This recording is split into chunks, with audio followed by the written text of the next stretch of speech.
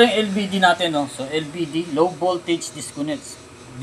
So ginagamit to sa karaniwan sa solar setup natin, no? Katulad niyan. Okay.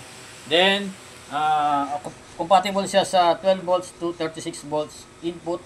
Then siyempre kung ano yung in-input mo, yun din ang output ng mangyayari dito sa wire mo sa output voltage, no? Yan, meron nakalagay naman na B in, voltage in yan. Then voltage out, no? So, dyan mo ipopurpose yan. Okay, so, siyempre, merong low voltage disconnect. Yan. Then, merong reconnection. No? Yan, may reconnection yan. Ibig sabihin, pwede kang mag-set ng timer o ng voltage ng disconnect para mawala yung supply dito sa mismo out. Then, mamatay yung anumang niload mo dyan or kung anong application ang kailangan mo. Yan. So, low voltage disconnect. Check nyo dyan sa yellow basket para makita nyo yung detalye. Thank you, God bless.